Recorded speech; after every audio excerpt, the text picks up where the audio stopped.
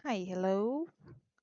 Re-recording kasi nag-agoy yung mic at lobat na pala siya. Hihi. Anyway, say hi to Alhaitam, to Zane, and to Clay.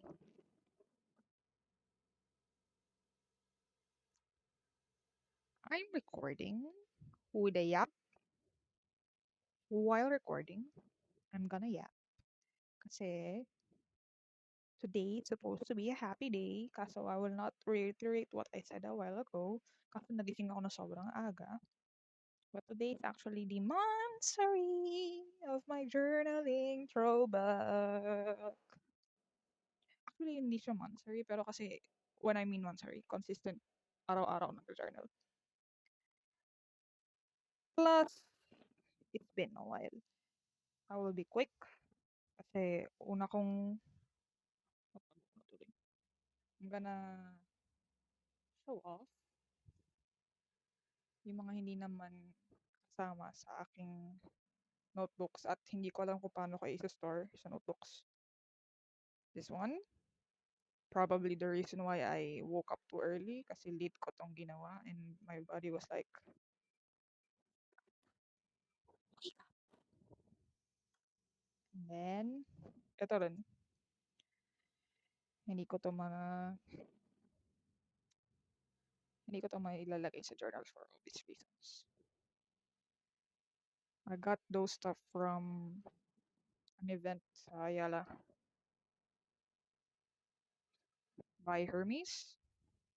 They gave free stuff that day. So since I was with mom and it coincides with my interests at the time, I was like, we're staying here. We're doing stuff. Di ba, ministahan ako ng gagawin ko. Anyway, first thing first, kasi iduduro natin yung apparently it's not a commonplace journal, I think, pero I'll discuss it later. This one, only few people will know this. Probably people I was with nung senior high. This is a notebook from senior high na low-key ni-repurpose ko kasi it's kind of the same concept dun sa mga leather covers ng journals. So, it's here. I'm gonna start with the junk journal. I already finished. Loki did not kasi nag-give up na yung spine nung previous junk journal ko because I used an pocket size or an A6. Basta yung maliit. It was wrong. I was wrong. Plus, the journal was not really hand sewn. Dinikit lang siya. So, whenever I put or taped something heavy, it was giving up immediately. Pero ito na nga. It's my junk journal. I put outside random cut-offs para kunwari mabait lang. Pero sa loob random bullshit lang talaga to. Okay, will I be censored for that? I'm having difficulties recording. Yan.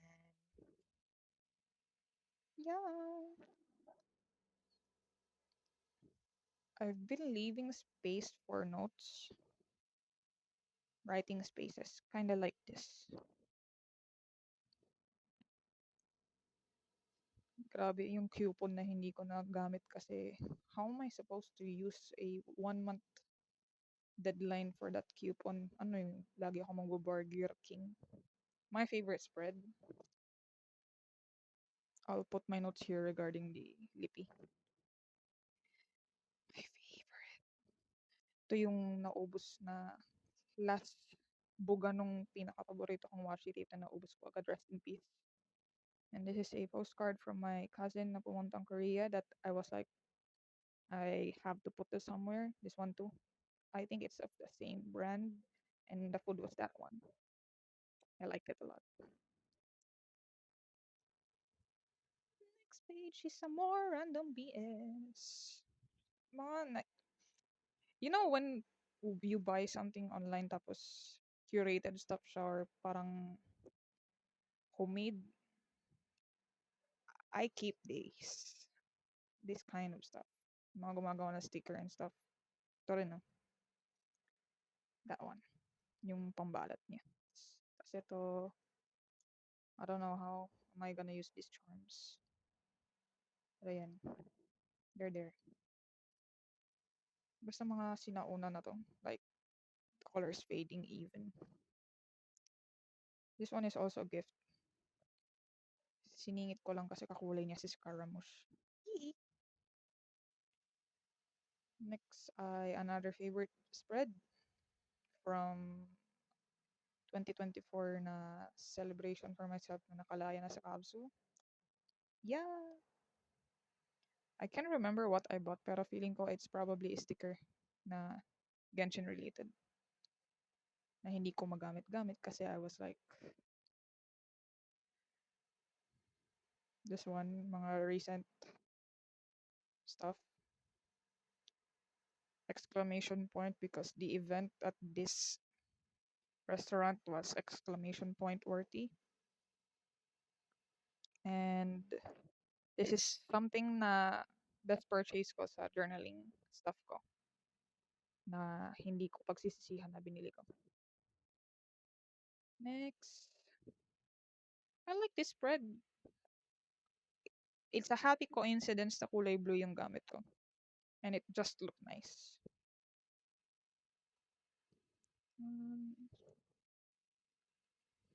Not really, pero okay lang din kasi nag-pop up yung biniling chocolate from Vietnam ng pinsan ko. Kasi I'll write notes on the empty spaces. And then, most recent journal page.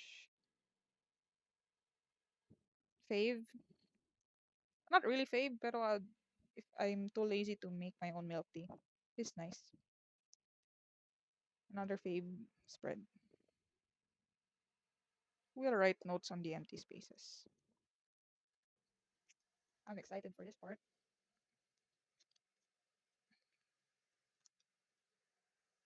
Ta-da! Say hi to Alita mo din. Okay, nakapag-hi ka na. This is my everyday carry journal. Lagi ko tong gamit for daily. I'm anong tawag doon?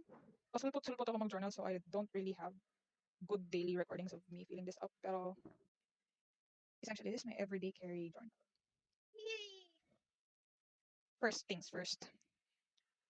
Bumalik ako sa journaling kasi first, I've been watching things pero hindi ko naalala kung ano yung napulot ko doon. Second, I have bad memory. Hindi ko na naalala yung recent stuff. I don't have the best focus. So, when may napanood akong mga journal, which I think I will browse through later kasi makikita ko naman. Kasi nilagay ko dito as notes. Yun yung aking drive to continue. What the hell am I doing with my journal? Essentially, it was just this Deco notebook. I don't know if I posted this before, pero ito lang yung Deco notebook niya. Pero since I got this leather cover, I've customized it quite sometimes. Tuloy-tuloy ko lang customize and I end up with this. Look, I'm so pretty. Slay Queen, you scammed people with that photo. Actually, galing to dun sa weekly journal na weekly pocket size journal na meron. Ay, hindi, monthly pocket size journal na meron ako dito. Na iniiwan ko lang dito sa table na to. Like, literally here. Kasi wala akong calendar for 2026. So, yun yung ginagamit kong calendar. Pero since I will always be opening this na, nilipat ko na lang siya dito. Plus, may cover siyang plastic and I was like, do I buy journal inserts or just look something closely related to it? And then I saw that it has this and I was like, nope. I'm gonna cut this to this size and put it in and then it worked. Nilagay ko lang dito yung kasi ang dami ko dito inspirational cards. My friend says it's the Saturnian in me. Pero yeah, I put it there. Parang tumigas yung ano niya. Hindi siya flimsy. Yan. Anyway, may nakalagay pa dito na una. It's kind of like this. I plan on adding this pagka bumili na ako ng bagong notebook. Pag naubos na ito, kasi malapit na siya maubos. Kasi this is from, I think this is from my elementary days. Probably graduating for grade 6. Plus I have important stuff here. So I did a smart one actually. Pero I might add this as a journal stuff here. Pag naubos ko na to. Anyway, she's pretty. I went ham kasi another reason why I went journaling kasi naglilinis ako ng desk. And I was like, I feel bad for my stickers. Lalo na yung mga regalo sa akin. Sabi ko, okay. if I start getting bored, spacing out, o parang nangangati yung kamay ko mag-open ng YouTube, use a sticker. So, later, if I flip through this, makikita niyo yung mga first few days, ilang beses akong naglagay ng sticker kasi ilang beses akong nag-aning. Aning, cutie. Kaya ko yung ganyanin. Okay lang ba sa inyo yan, alitan? Okay lang yan, kayo pa ba? Yan. Ayan. I got this from as a tip online, pero since hindi pa ako sure kung magagamit ko siya, I still have to revise this one, yung aking codes and stuff. So, dito yung info ko na hindi ko papakita.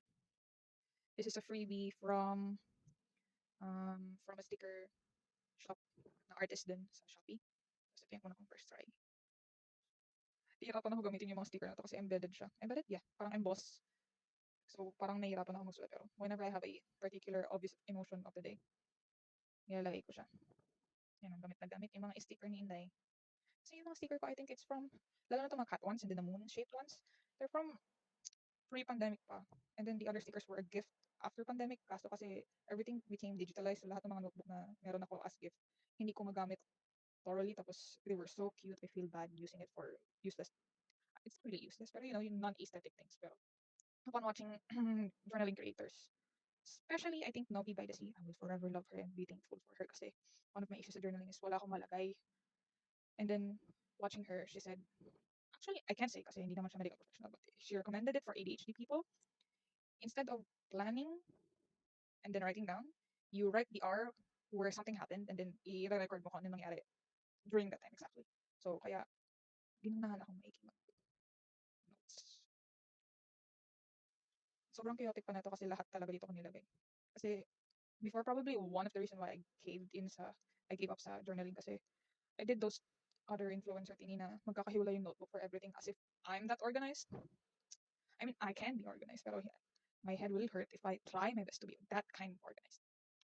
Sabi ko mag-browse tayo ng mga yun, niyap ko lang ginawa ko ng ano. Kung hindi ako nag-iyak, ni-write down ko yung napakinggan kong interesting. And then my short notes, first days to nung first time ko mag-journaling ulit. So, may ikli pa lang at puro notes at saka quotes pa lang halos yung nakalagay. You know what, I'm not gonna read it through this, pero kung makikita ko yung mga notes from the YouTubers na napakinggan ko, nalagay ko yan dito. Ayun o, daming sticker. Bakit kaya?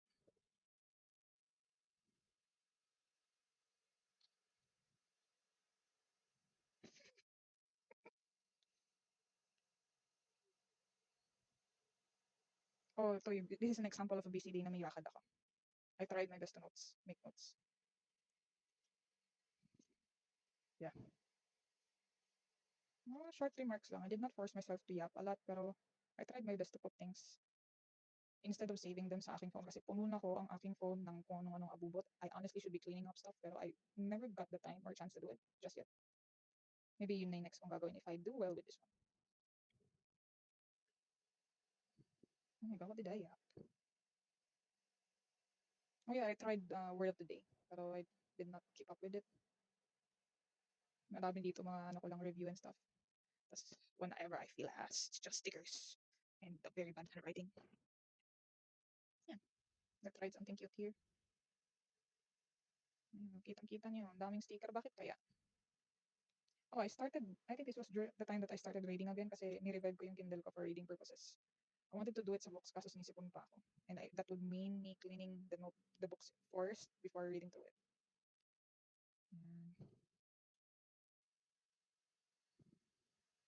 Mia's Digital Diary. I also like her kasi very, what's that word? In the moment yung ginagawa niya, which I kinda like. Tapos may isa pang pinapanood din. I will see it once I browse through it. Ito yung sa HSR stuff. See? I just didn't want to do anything and just put stickers. I am not doing this now kasi I think I'm confident enough na I can make a write-up of what I did for the day. So much so na hindi ko need mag-fill up ng space using stickers or doodles, which I did do nung paubos na itong mga stickers na extra stickers ko. Look, I was trying to be smart, okay? I was trying to be smart. Dami kong mga sinave na code. Honestly, if I'm gonna have a different notebook kasi I think the thing with travelers, journals, and notebooks, magkakahiwalay yung purpose ng mga notebooks na nilalagay nila sa traveler journal nila. If I'm gonna have an extra one, it's probably those interest aligned stuff like the games I play, characters I like. I don't know if I can categorize YouTube videos I watch, pero maybe. Pero I think that's the next notebook I should have. This is a sad day. Inuubos ko itong mga ganito kasi ayoko ng gantong stick. I feel dogmatic. I don't want to feel dogmatic. I felt ass. I felt bad this day. Pero, yeah. I'm gonna have a better setup for this next time. Pero not now. Yan, puro mga game codes stuff. Yun yung ililipat ko sa panibagong notebook if I'm going to get another one. Yan. Naubos na yung ballpen na ginagamit ko dito na from a freebie sa webinar ng nakaraan na kinuha ko. I stuck with yung maraming kulay na pen kasi it was easy to bring. So hindi siya nakakonsensya gamitin publicly. So yun yung ginagamit ko pang lumalabas. Also, this was a good artist. Inis lang ako kasi nawala sa isip ko white nga pala yung bibe. So, hindi white tingnan kasi craft paper yung pinili ko for sticker. Ayan na, skip real spread. Spread. Yup. This was a yup day. This is a funny looking one. Yan. Planning. When I make to-dos, hindi na ako sa notebook naglalagay. I usually put it on something like this. Before it's on something like this, kasi sobrang laki niya for this notebook. So I was like, thankfully when I was browsing through my old stuff, nakakita ko ng mga lumang post-it pads na yun muna inubos ko bago ko gamitin tong bagong binili ko na mas maliit, which is size-wise it's better for an A6 or pocket size. So this was a very busy day. I made I think all week to, and then I made quick notes on every church that we went to. It was fun. Tapos nag-picnic kami and then I was like, should I take a picture or not? So I tried sketching it. I'm not good at it, but that's how I remember seeing it there. Yeah. Dami kong tanong sa sarili ko. Shame.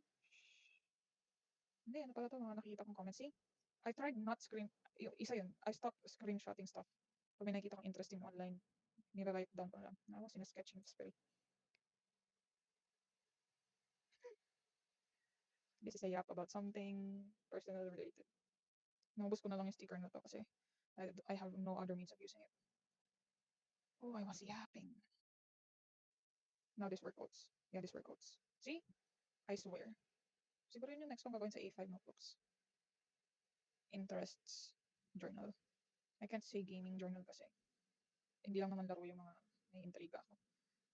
Pati rin yung mga content creator na pinapanood ko. Welsh Brothers, yung mga bagong journaling people na napanood ko ngayon. Kasi umaunti na yung mga stickers. Mga borders na lang. Kasi yung TikTok na nakita ko. Ito, kasi wala ko paglalagyan.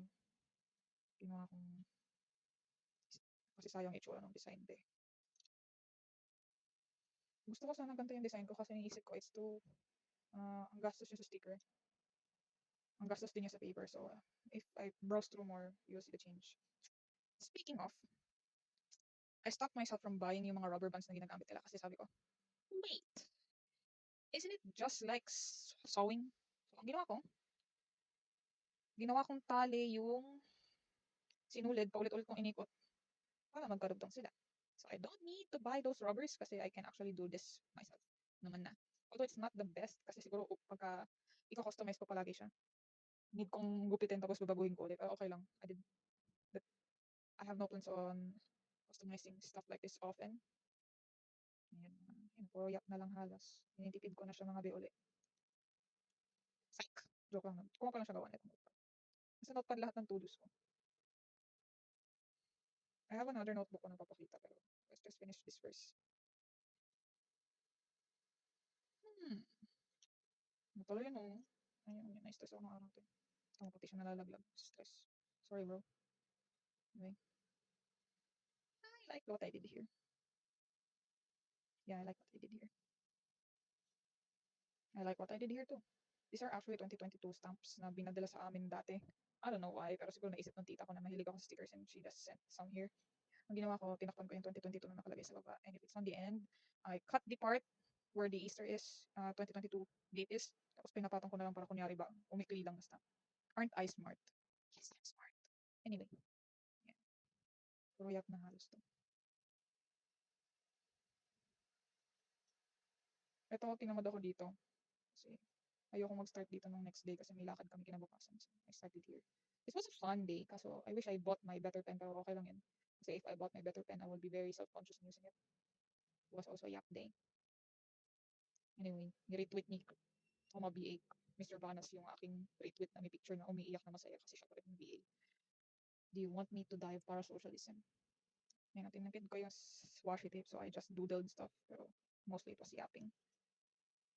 I don't know what happened here. Siguro nantok ako. I was reading Bram Stoker here. Kasi yung una kong tinestra na basahin is Grimm's Fairy Tales para hindi ako ma-stress. Pero in-stress ko rin sarili ko kasi nagtuloy ako ng, I went back to the start of reading Bram Stoker's Dracula kasi hindi ko na matandaan. So medyo na-stress ako magbasa ulit. Pero okay lang. I had fun kasi nung umalis kami, yun yung ginawa ko habang naghihintay sa labas. Wow, I look so real. Pimpy. Yan. Lapit na ba? Okay, lapit na lang. April 14 na to. Tinamad ako. Yun lang ginagawa kong type of ano. Alam ba't ko ba inaaway sarili ko? Sinisip ko sa sarili ko. Hindi na ako nagbabasa ng libro, di ko ginagalaw libro. Girl, you've been reading manhwa for how many nights? Tinatapos mo yung isang completed manhwa in like overnight tapos may gising ka lang. Actually, no. You just sleep at 6 a.m. and then wake up at 8 a.m. which is your alarm. So you're still reading. Why are you so mean to yourself? Anyway, I'm still mean to myself right now. Look at me raise my voice. The point is you're still reading. Yeah. Dinagdag ko lang to dito kasi di na siya kasya sa isang page and it's kind of awkward if dinagdag ko dito. Anyway, inauntian ko na lang yung stickers halos. Lalo na pag ganyan na. Sumunod ko to. Can I do my laundry? Inanay ko kasi pag naglaba na hindi na ako makakasipin. Yan. Dinala ko rin tong notebook at ng Robinsons ng isang araw. Parang isang araw? Yeah. Yesterday, ng isang araw. Dinala ko siya, doon ako nagsulat habang naghihintay. Kay mga Ders sa PRC. Dami kong yap kasi may chismis online na may iwang yap content sa aking brain cells. It's like blurting out stuff lang to. Tapos low-key, a bit of researching and stuff. Tapos, ayan. Space out ako nito. As you can see, isang sticker lang ginamit ko. Inubos ko lang yung mga black stickers ko. So, yan. This is my last page for my monthsary. At ganda na lang karami na iwang paper. Palakpakan. Let's clap like the drag queens. People with long nails. May freebie yung leather place na naggawa nitong leather ko. Na notebook. So I did this. I'm gonna put my name here probably.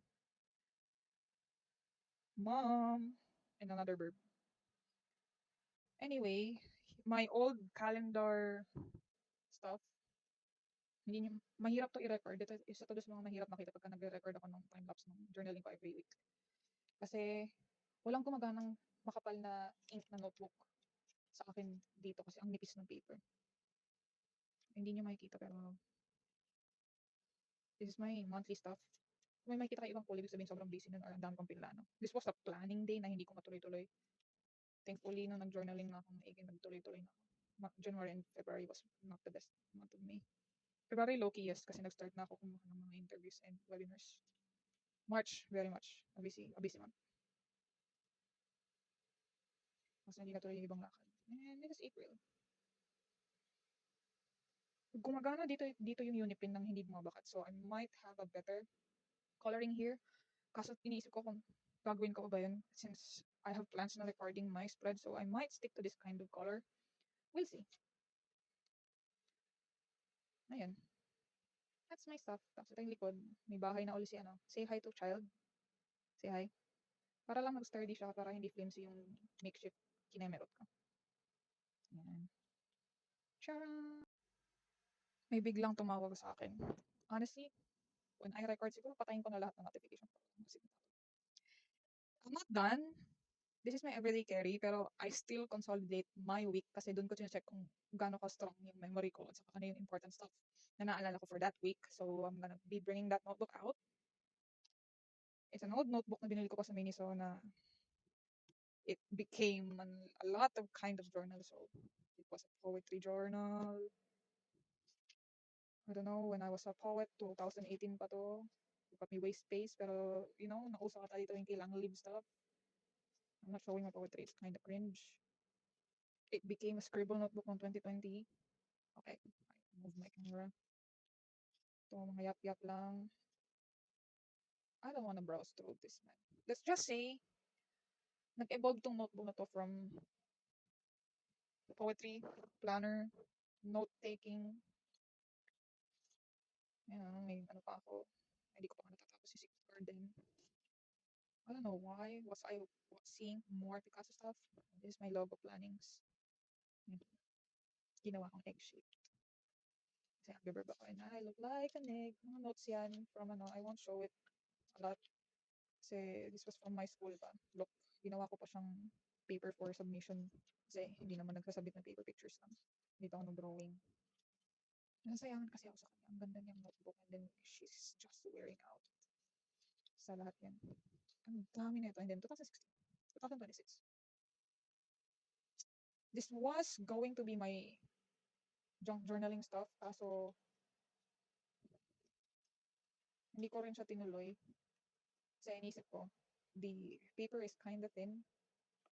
So, instead of leaving this blank, dito ko lalagay yung mga ephemera, scrap thing. Diyan ko lalagay. Tapos dito ko sa kabila magsusulat ng yap, yap, yap.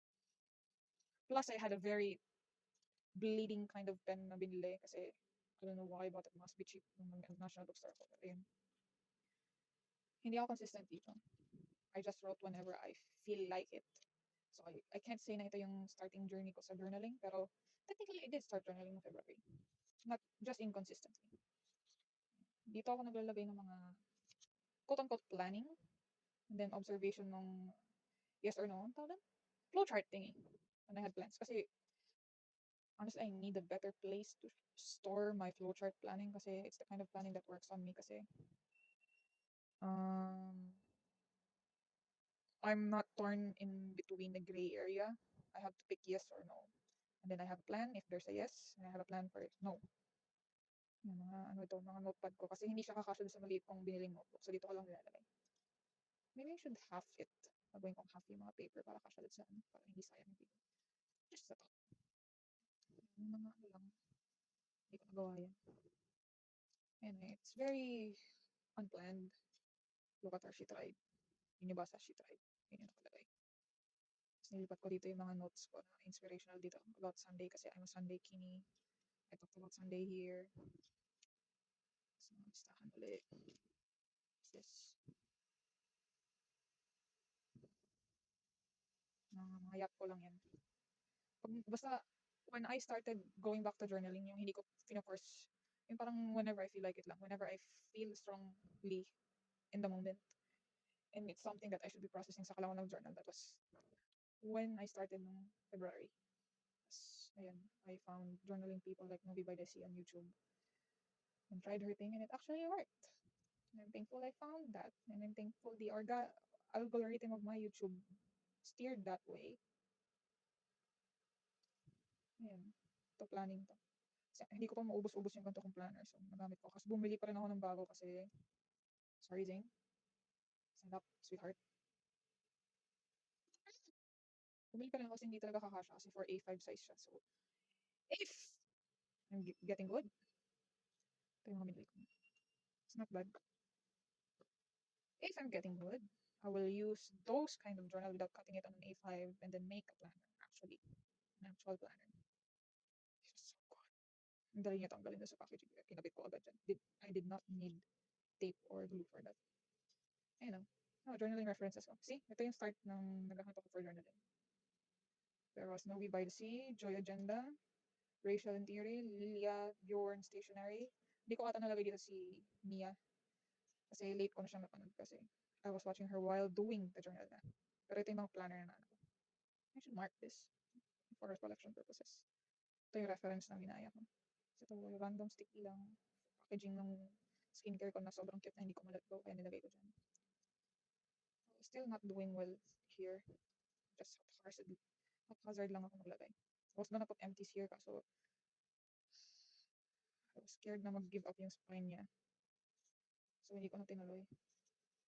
Anyway, ano ba to? Consolidation per week. Ito yung ginawa ko. Nung nag-start ng April kasi saktong-sakto yung size nung nabili kong notepad for planning. And happy Easter. Dito ako nag-yap ng sama ng loob. Hihi. Dito na ako nag-yap. Yan, may planning na siya. Yan. It became a weekly consolidation and mauubos ko na rin siya. And if maubos ko na to, I'll probably transfer to an A5 notebook na meron pa ako dito para isang page, isang week. Hopefully, that's the plan. That's the plan. It's not bad to plan. We can only hope that things go well when we plan. We can't force things, pero we can only hope. Nakalimutan ba ako? Anyway, got this kasi kakulay niya yung aking screensaver ni God of Annihilation. Hello, husband. Anyway, that's it. I think this is the longest recording I made and I will just post this on TikTok haphazardly without anything. Kasi sabi ko nga, ang aking TikTok account ay making dump account ko for stuff. So, hindi ko pa na mabalik na sa notebook ko. I might continue journaling kasi hindi pa tapos ng araw.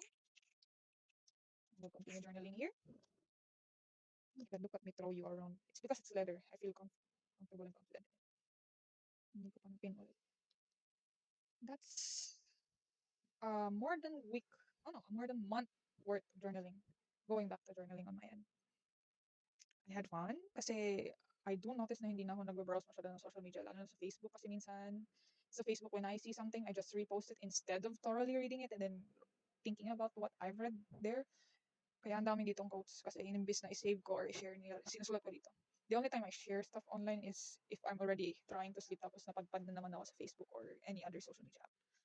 Saka ko lang siya pinapost para babalikan ko kinabukasan at ilalagay sa notebook. And my journal. I'm very happy.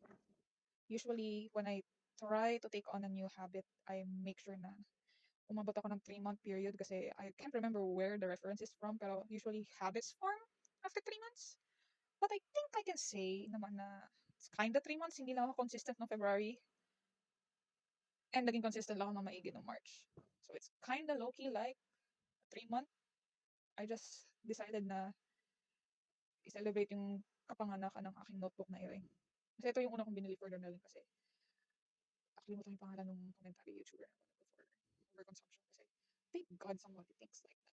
Kasi I will not buy anything new as long as I'm sure I'm gonna use it. So my old notebooks will serve as a trial notebooks for me before I buy new ones. And since I have a shit ton of notebook, ang dami kong panahon para mag-trial run. Either way, naubos ko na yung sticker ko kaya bumili ako ng mga sticker notepads. This was not expensive and I think this is the only kind of sticker notepads I will repurchase kasi it's very generalistic. And it's not agaw attention pag ilalagay as decorative material.